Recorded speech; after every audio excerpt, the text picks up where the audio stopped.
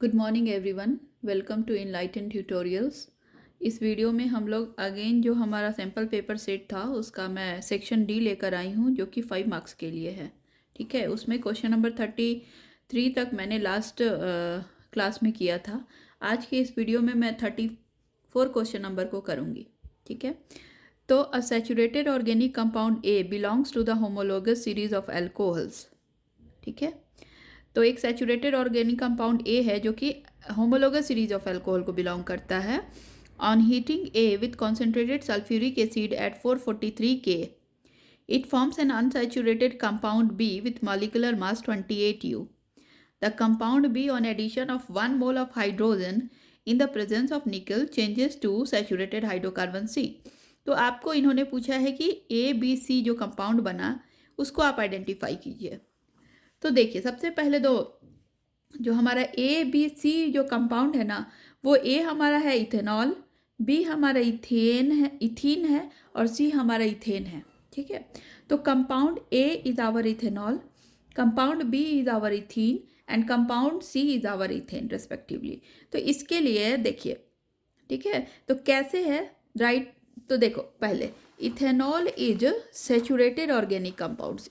Ethanol जो है ना वो सेचुरेटेड हाइड्रोकार्बन्स है, ऑर्गेनिक कंपाउंड्स है। सेचुरेटेड मतलब क्या होता है ना कि जिसके सारे बॉन्ड्स सिंगल सिंगल बॉन्ड हो, मतलब वो आपस में डबल बॉन्ड बना नहीं रहा है। तो इथेनॉल एक सेचुरेटेड ऑर्गेनिक कंपाउंड्स है, मतलब इथेनॉल में हमेशा सिंगल सिंगल बॉन्ड रहेगा। ठीक है, and it belongs to homologous series of alcohols. ठीक है, और इसका मॉलिक्यूलर फॉर्मूला देखोगे तो आपको मिलेगा C2H5OH। ठीक है, अब देखो बी हमारा है इथीन।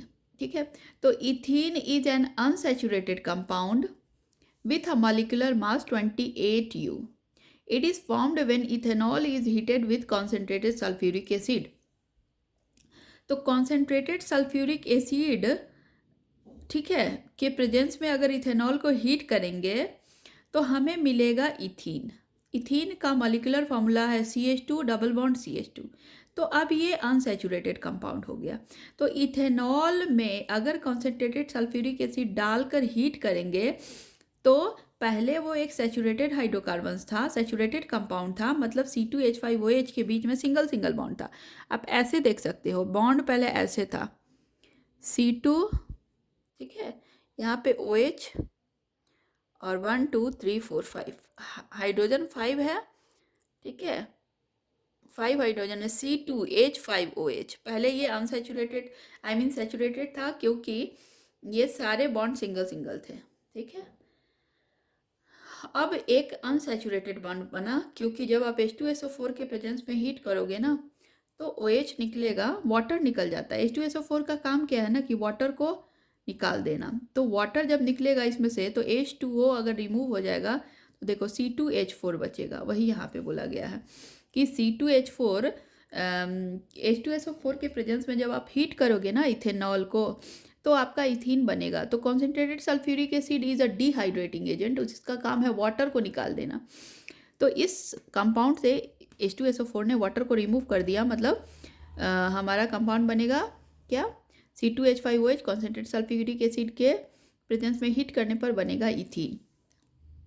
अब देखो, ethane is a saturated hydrocarbon. Again, ethane is a saturated hydrocarbon that is formed when 1 mole of hydrogen is added to ethane in the presence of nickel.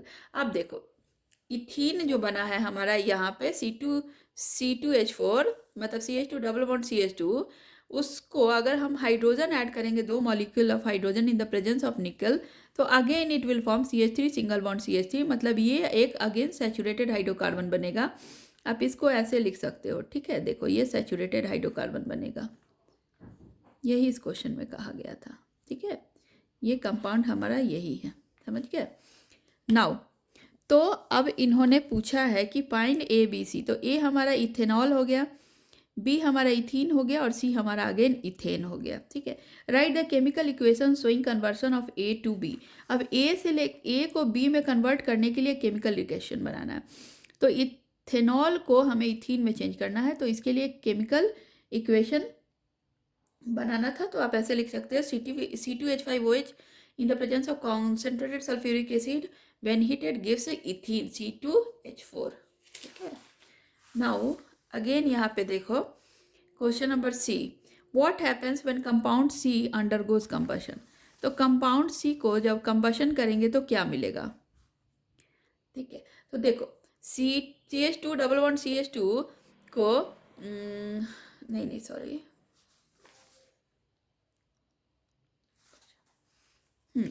so देखो when compound C is our ethane, तो when ethane undergoes combustion it reacts with oxygen gas to produce carbon dioxide and water।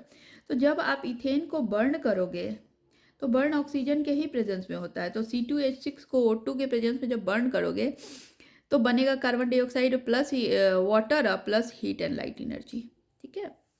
तो यही हमारा C, इसका C part था। Now D, state one industrial application of hydrogenation reaction.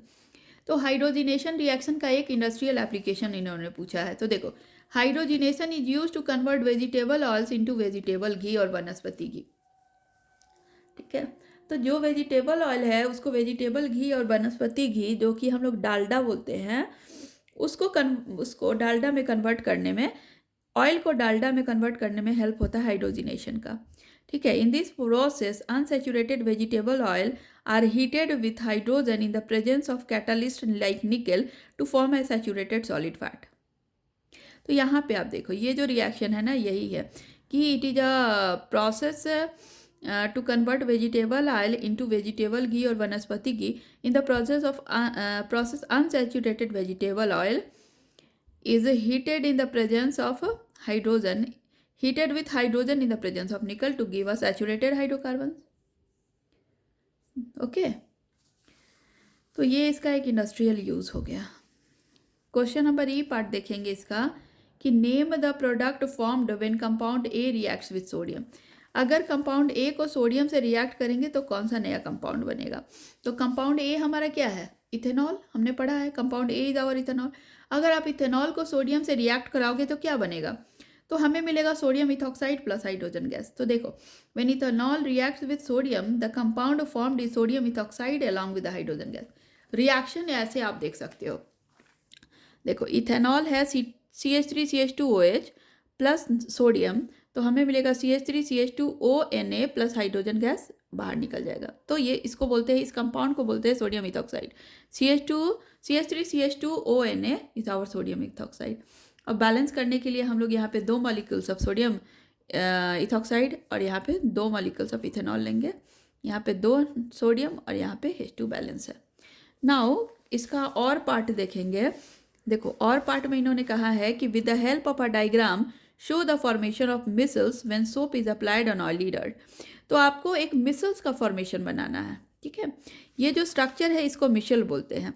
तो आपको diagram के help से आपको एक मिशल का फॉर्मेशन बताना है और व्हेन सोप इज हाँ ये मिशल फॉर्मेशन बनाना है कब, जब एक ये जो ऑयल है ना डर्ट पे डालेंगे, तो ऑयली, जब सोप को ऑयली डर्ट पे डालेंगे तब उसका मिशल फॉर्मेशन बनाना है। तो देखो सोप को ऑयली डर्ट पे डालना है, ठीक है, तो मिशल बनेगा। मिशल हमारा कुछ नहीं है बल्कि एक झाग को बोलते हैं, झाग। सोप से जब आप कपड़े को वॉश करोगे ना तो झाग निकलेगा, उसी को मिशल बोलते हैं। तो देखो a circular micelle structure with the help of hydrophilic heads of soap molecules facing outward towards the water and hydrophobic tails oriented inward encapsulating and oily dirt particles in the centre. तो देखो सबसे पहले तो हमें पता होना चाहिए कि क्या होता है सोप का फॉर्मूला क्या होता है। तो सबसे पहले आप इसको एक बार देख लो, फिर आप इसको समझ पाओगे अच्छे से।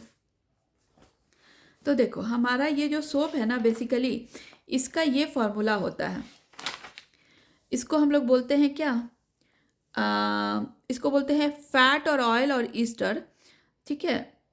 ये हमारा क्या है, ये हमारा सोप है, ठीक है।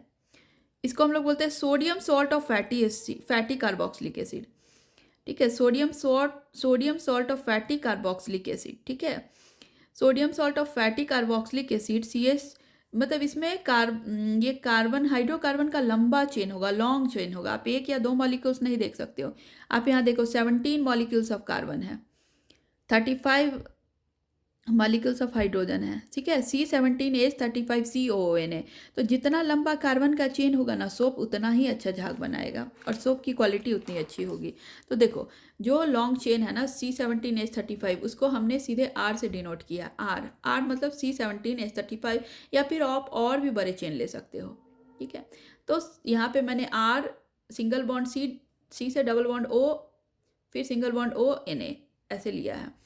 तो ठीक है, तो जब आप इसको पानी में डालोगे तो ये पार्ट अलग हो जाएगा और ये पार्ट अलग हो जाएगा। जैसे आप NaCl को वाटर में डालते हो तो Na प्लस और Cl माइनस सेपरेट हो जाता है, वैसे ही सॉल्ट के दो पार्ट अलग हो जाएंगे वाटर में डालोगे तो।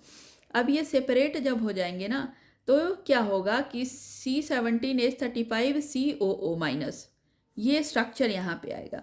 तो देखो यहाँ पे लॉन्ग चेन ऑफ कार्बन है ना, इसको हमने C17H35 को इस तरह से बॉन्ड के फॉर्म में दिखाया है। ये लॉन्ग चेन ऑफ सोडियम है, long sodium salt of fatty carboxylic acid है। फैटी एसिड मतलब लंबा चेन, कार्बन का लंबा चेन। फैटी एसिड्स मतलब long chain of carbon. Okay, so sodium salt of fatty carboxylic acid है ये, sodium salt of fatty carboxylic acid.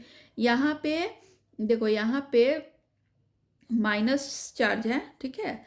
तो minus charge जो है ना मतलब ये क्या है, पोलार एंड है, मतलब इस पर माइनस चार्ज है। तो ये जो माइनस चार्ज है ना ये वाटर को अट्रैक्ट करेगा, मतलब वाटर यहाँ पे जाके इस पोर्शन पे, ये जो लॉन्ग चेन है ना इसके इस पोर्शन से वाटर अट्रैक्ट हो जाएगा।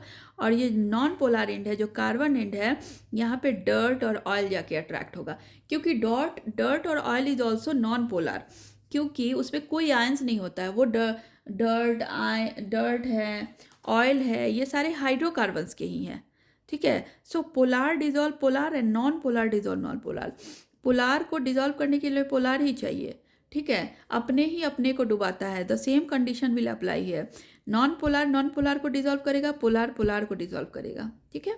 तो वाटर अट्रैक्शन जो है ना इसको बोलते हैं हाइड्रोफिलिक एंड, और इसको बोलते हैं नॉन पोलार एंड जिसको कि hydrophobic end of the chain. तो ये जो मिसल फॉर्मेशन है ना वो कुछ इस तरह का शेप ले लेगा, मतलब यहाँ पे सारे पोलार एंड होंगे और इस चेन के यहाँ पे नॉन पोलार एंड होंगे, फिर अगेन पोलार नॉन पोलार और Na प्लस हमारा सेपरेट हो जाएगा। तो ये जो माइनस साइन है ना यहाँ पे वाटर अट्रैक्ट हो जाएगा, क्योंकि water is also polar in nature, ठीक है। और यहाँ पे डर्ट और ऑयल यहाँ पर आकर अट्रैक्ट होगा। अब ये जो चेन है ना इसको हम लोग पीट कर या घिस कर इस चेन को तोड़ देते हैं, तो डर्ट सेपरेट हो जाता है हमारा इस चेन से, ठीक है। तो यहाँ पे उसने यही पूछा है। तो देखो यहाँ पे a circular micelle structure with hydrophilic heads of soap molecules facing outward towards the water, ठीक है, facing outward towards the water. The circular micelle structure, ये सर्कुलर मिसल स्ट्रक्चर है विथ हाइड्रोफिलिक एंड, ये हमारा हाइड्रोफिलिक एंड है, ठीक है। This is our hydrophilic end, ठीक है, फेसिंग टुवर्ड्स द वाटर, तो ये वाटर के तरफ फेस करेगा। एंड हाइड्रोफोबिक टेल्स, ये इसका टेल है जो हाइड्रोफोबिक है, मतलब इसको वाटर नहीं चाहिए, ये वाटर रिपेलेंट है, ठीक है। ओरिएंटेड इनवर्ड, ये इनवर्ड ओरिएंटेड है। And इनकैप्सुलेटिंग and oily dirt particles, ठीक है, इन द सेंटर। तो यहाँ पे डर्ट पार्टिकल्स आके अट्रैक्ट होगा और यहाँ पे वाटर अट्रैक्ट होगा। ये जो स्ट्रक्चर है ये ऐसे घिसने से ये टूट जाएगा और ऑयल और डर्ट सेपरेट हो जाएंगे और वाटर के मॉलिक्यूल सेपरेट हो जाएंगे, ठीक है। नाउ इसका है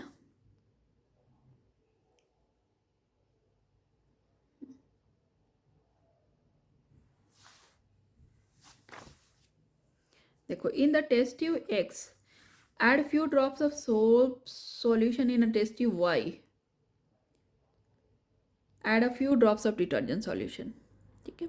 तो टेस्ट ट्यूब X में आपको कुछ सोप सॉल्यूशन लेना है और टेस्ट ट्यूब Y में आपको कुछ डिटर्जेंट सॉल्यूशन लेना है, ठीक है। And shake both the test tube for the same period, और दोनों को सेम पीरियड के लिए शेक करना है। In which test tube formation of foam will be more Y, in which test tube curdy solid will be Y। तो देखो यहाँ पे in test tube Y detergent solution will have more foam formation. तो जहाँ पे detergent होगा ना वहाँ पे ज़्यादा फॉर्म दिखेगा, because detergents are designed to produce more stable foam even in a hard water. Hard water में भी वो फोम बनाते हैं, ठीक है। Unlike soap which can react with calcium and magnesium ions in hard water to form a curdy solid. तो आप देखोगे कि जो सोप है वो हार्ड वाटर में ऑलरेडी कैल्शियम और मैग्नीशियम आयंस प्रेजेंट होते हैं। आप इस रिएक्शन से फिर से देख सकते हो इसको। यहाँ पे देखो, देखो यहाँ पे देखो, यह RCOONA, ये हमारा sodium salt of fatty acid है। आर जितना बड़ा होगा सोप इतना अच्छा होगा। अगर मैं इसको हार्ड वाटर में डालूंगी तो हार्ड वाटर में कैल्शियम के सॉल्ट होंगे या मैग्नीशियम के सॉल्ट होंगे, तो या तो CaCl2 होगा या MgSO4 होगा। तो अगर ये जो है ना CaCl2 ऑफ हार्ड वाटर से अगर ये सॉल्ट रिएक्ट करेगा, सोप अगर ये रिएक्ट करेगा तो RCOO माइनस अलग Na प्लस अलग हो जाता है, ठीक है, पानी में डिज़ोल्व करने पर। अब देखो यहाँ Na प्लस अलग हो गया तो यहाँ पे कैल्शियम आके जुड़ जाएगा, ठीक है, कैल्शियम यहाँ पे आके जुड़ जाएगा तो क्या बनेगा, RCOO का होल 2 प्लस कैल्शियम और NaCl बाहर निकल जाएगा। तो अब देखो यहाँ पे ये calcium salt of fatty acid बन गया। यहाँ पहले sodium salt of fatty acid था, यहाँ पे calcium salt of fatty acid हो गया, ठीक है। तो ये sodium salt of fatty acid की बात कर रहे थे। अगर हम potassium salt of fatty acid ले लें और उसमें MgSO4 जो कि हार्ड वाटर में प्रेजेंट ऑलरेडी है, तो हार्ड वाटर में MgSO4 प्रेजेंट है, अगर उसमें मैं सोप डाल दूंगी तो सोप अगेन सोप से पोटेशियम सेपरेट हो जाएगा और RCOO माइनस सेपरेट हो जाएगा। तो ये जो RCOO माइनस है वो Mg से अगेन रिएक्ट करके क्या बन जाएगा, magnesium salt of magnesium salt of fatty acid. तो magnesium salt dissolve in hard water, ठीक है, तो ये हार्ड वाटर में डिजॉल्व हो जाएगा और इनसॉल्युबल प्रेसिपिटेट। और अगेन यहाँ पे जैसे sodium salt of fatty acid, calcium salt of fatty acid था, वैसे ही यहाँ magnesium salt of fatty acid बनेगा। और ये जो फैटी एसिड है ना वो इनसॉल्युबल है, प्रेसिपिटेट की फॉर्म में, स्कम की फॉर्म में बैठ जाएगा, जिसको हम लोग कड़ी बोलते हैं, कर्ड की फॉर्म में बैठेगा, ठीक है। Because detergents do not react with calcium and magnesium salt of hard water to form scum, hence it will form micelles, ठीक है। तो डिटर्जेंट कभी भी इन दोनों से रिएक्ट नहीं करेगा। ये सोप है जो इससे रिएक्ट करके स्कम बनाकर बैठ जा रहा है, यहाँ पे भी स्कम बनाएगा जिसको कि calcium salt of fatty acid बोलेंगे, यहाँ पे भी magnesium salt of fatty acid जिसको कि इनसॉल्युबल प्रेसिपिटेट और स्कम बोलेंगे, वो बैठ जाएगा। लेकिन डिटर्जेंट जो है ना इन सब से कंबाइन ही नहीं होता है कैल्शियम और मैग्नीशियम से, ठीक है, ऑफ हार्ड वाटर, और स्कम ही नहीं बनाएगा, hence it will form micelle even with the hard water. तो हार्ड वाटर के साथ भी वो मिसल फॉर्म कर सकता है, where soap react with salt of hard water to form precipitate और स्कम। और सोप जो है ना वो रिएक्ट करते हैं सॉल्ट ऑफ हार्ड वाटर, जो कि आपने देखा यहाँ पे सॉल्ट है, यहाँ पे सॉल्ट है हार्ड वाटर के, इससे ये रिएक्ट करके स्कम बनाएगा या फिर प्रेसिपिटेट बनाएगा। तो यहाँ पे ये पार्ट हमारा ख़त्म हुआ।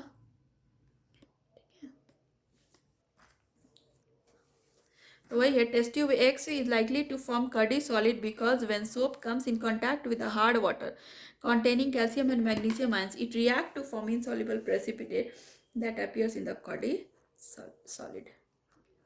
Now question number 35 इसका हम देखेंगे। देखो, what happens when the egg is not fertilized। तो जो फीमेल है, फीमेल में जो एग का फॉर्मेशन होता है हर आफ्टर एवरी मंथ, तो वो एग अगर फर्टिलाइज नहीं हो फीमेल में तो क्या होगा, ठीक है। तो सी, अगर एग फर्टिलाइज नहीं होगा मतलब मेंस्ट्रुएशन होगा। When an egg is not fertilised it leaves the body and menstruation occurs. तो वो क्या करेगा, रप्चर्ड ब्लड वेसल्स और ये एग सब बाहर निकल जाएंगे शरीर के बाहर, मतलब वेजाइना के बाहर, और मेंस्ट्रुएशन, इसी को हम लोग बोलते हैं पीरियड्स और मेंस्ट्रुएशन साइकिल, ठीक है। Why is sperm genetically different from a human ova और एग। तो स्पर्म क्यों डिफरेंट होता है एग और ओवा से, तो आप देखो कि a sperm is genetically different from a human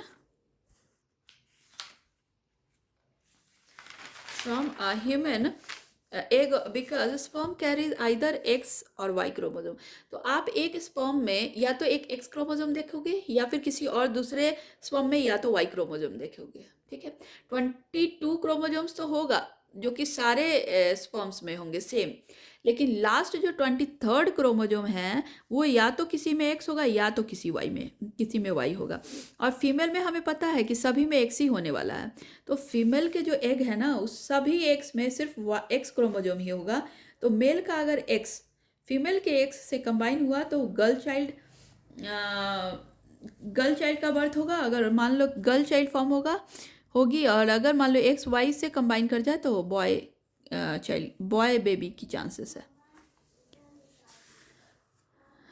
now question number इसका सी देखेंगे, what is sex selective abortion, how does it affect a healthy society. तो देखो, sex selective abortion is the practice of terminating a pregnancy based on the sex of the foetus, often favoring male offspring, which can lead to an imbalanced gender ratio in the society, causing social and economic issues। तो देखो क्या होता है ना कि पहले के समय में भी गर्ल चाइल्ड को बेसिकली, अगर मान लो कि विमेन प्रेग्नेंट है और उनको सोनोग्राफी में अगर पता चल गया कि चाइल्ड गर्ल है तो वो अबॉर्ट करवा देते थे। मतलब वो चाइल्ड को फीमेल इन्फेंटिसाइड, या फिर आप बोलोगे कि अबॉर्ट, बेबी को बर्थ देने से पहले ही उसको ख़त्म, मतलब हटा देते थे उस फर्टिलाइज एग को। ठीक है, तो ये जो सेक्स सेलेक्टिव अबॉर्शन है ना, this is the practice of terminating a pregnancy, मतलब प्रेगनेंसी को ख़त्म कर देते थे वो based on the sex of foetus. मान लो कि बॉय है तो वो प्रेगनेंसी कंटिन्यू रखते हैं, अगर गर्ल है तो फिर वो उसको सेक्स ऑफ द फीटस के बेसिस पे उसको टर्मिनेट करवा देते हैं। ठीक है, सो मेल को वो फेवर करते हैं। अगर मान लो मेल को फेवर करेंगे तो number of the mails will increase in the society. अगर मान लो कि मेल और फीमेल में, मेल का रेशियो, जेंडर रेशियो में मेल अगर अधिक है, फीमेल कम है, तो सोसाइटी में क्या हो जाएगा, इम्बैलेंस हो जाएगा। सोसाइटी में इम्बैलेंस होने से इकोनॉमिक और सोशल कॉज होगा। ठीक है, तो ये इम्बैलेंस नहीं होना चाहिए, ये सब नेचर का दिया हुआ है, तो सब कुछ बैलेंस सोसाइटी में सही रहेगा। ठीक है, नाउ इसका हम लोग डी पार्ट देखेंगे, how does reproduction help in providing stability to population of species.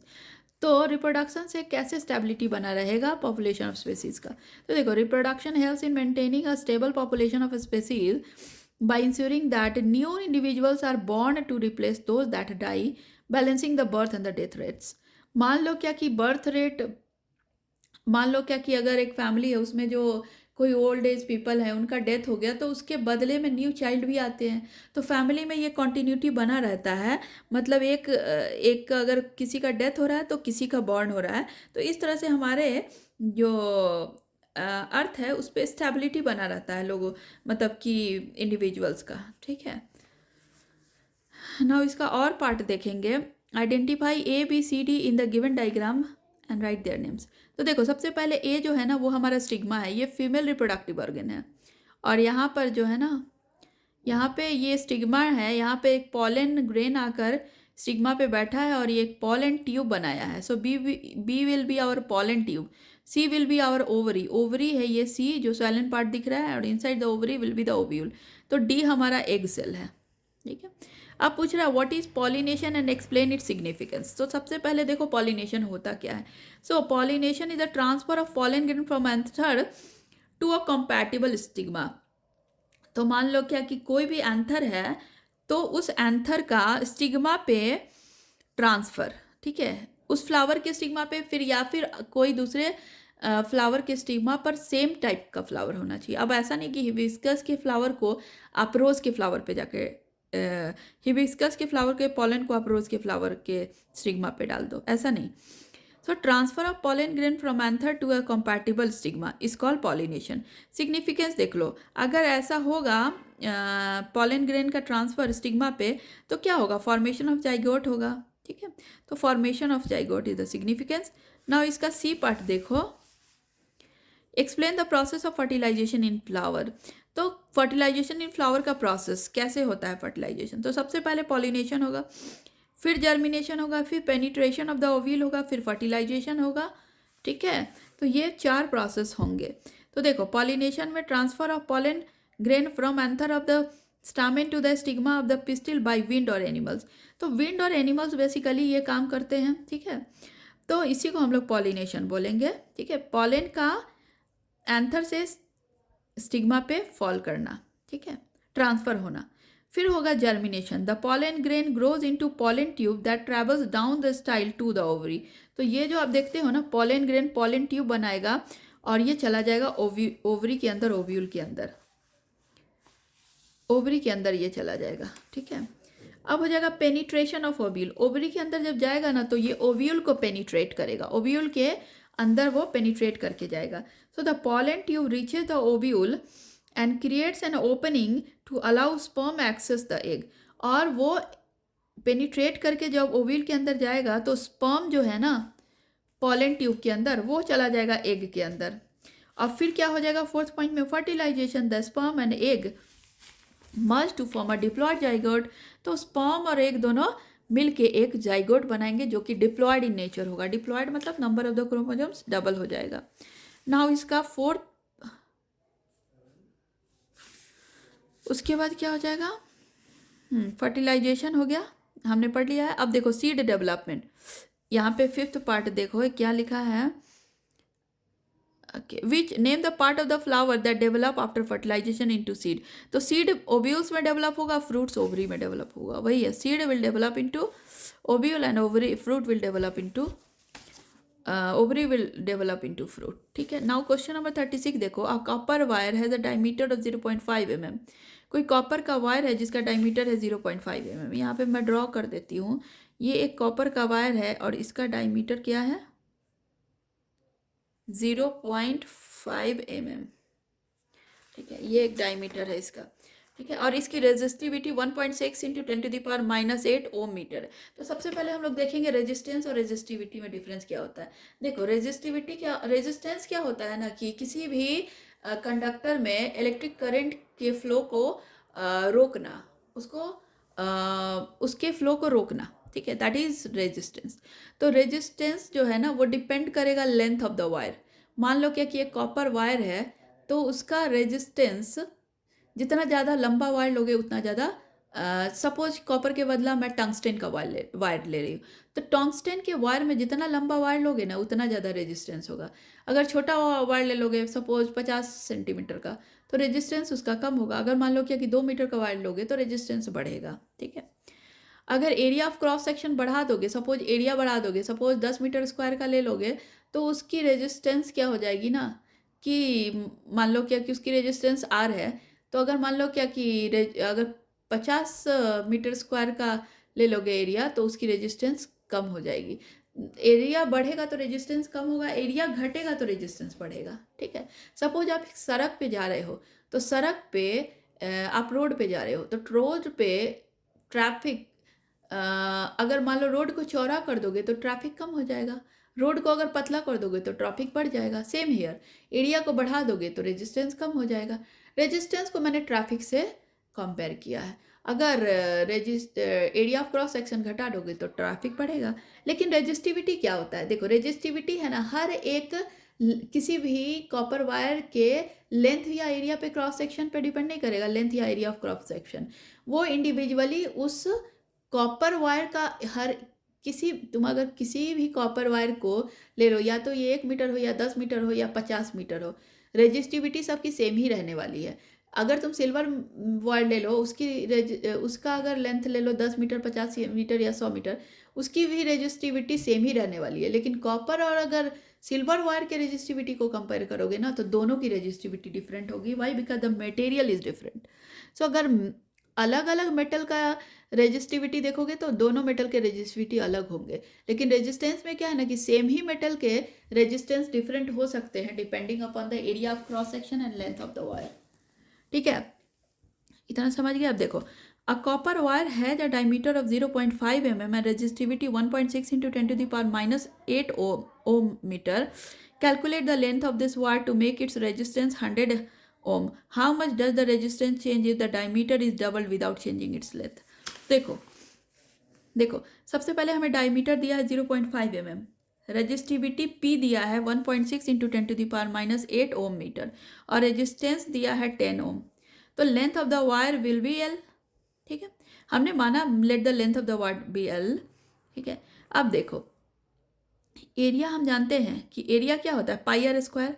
तो आर स्क्वायर को क्या मैं डी, आर की जगह पे मैं d/2 लिख सकती हूँ, तो आर स्क्वायर की जगह पे d/2 का होल स्क्वायर लिख सकती हूँ। तो area is equal to pi d²/4। अब देखो resistance is equal to ρ L/A। ठीक है, तो देखो R is equal to ρ L/A। अब एरिया की जगह पे मैं पाई डी स्क्वायर बाई 4 लिख सकती हूँ। ठीक है, अब देखो यहाँ पर जब आप लेंथ को निकालोगे ना तो resistance into pi D square by 4 okay divided by rho निकलेगा। तो लेंथ हमारा कुछ ऐसा मिलेगा। देखो रेजिस्टेंस हमें दिया है, इन्होंने रेजिस्टेंस 10 ओम दिया है।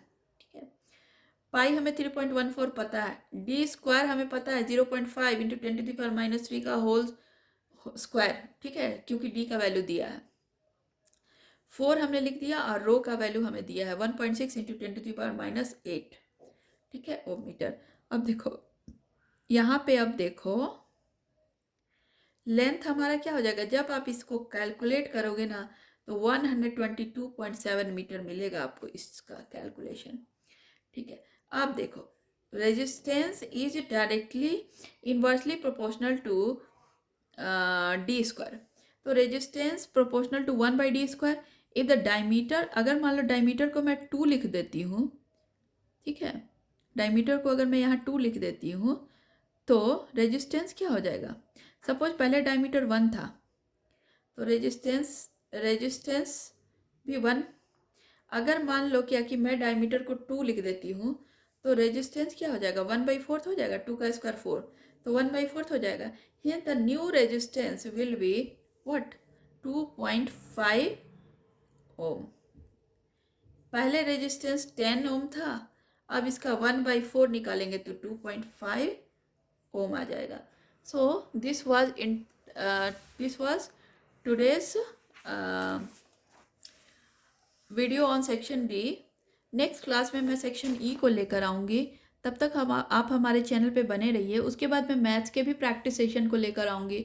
फिर सहोदया का भी सेकेंड पार्ट का जो एग्ज़ाम चल रहा है अभी, उसका भी मैं क्वेश्चन पेपर लेकर आऊँगी। सो आप प्लीज़ मेरे चैनल पे बने रहिए। मेरे चैनल को लाइक करें, सब्सक्राइब करें, शेयर करें, क्योंकि मेहनत लगता है वीडियो बनाने में। ठीक है, आप लोगों का हेल्प चाहिए। सो प्लीज़ आप मेरे वीडियो को लाइक, सब्सक्राइब और शेयर करें। ठीक है, और कुछ भी क्वेरी हो तो आप मुझे कमेंट सेक्शन में पूछ सकते हैं। ठीक है, अगर किसी भी क्वेश्चन में कुछ भी क्वेरी हो तो आप प्लीज़ मुझसे मैसेज कर सकते हो कमेंट सेक्शन में। ठीक है, मैं उसको फिर से एक्सप्लेन करूँगी। Thank you so much.